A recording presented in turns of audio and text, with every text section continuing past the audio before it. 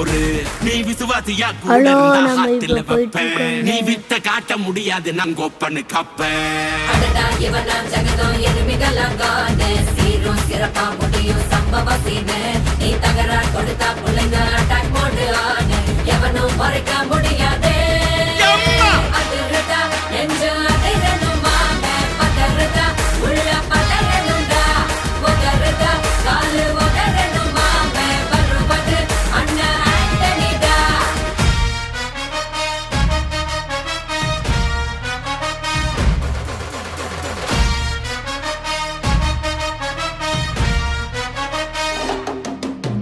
Da da da da, Anthony da. Da da da da, Anthony da.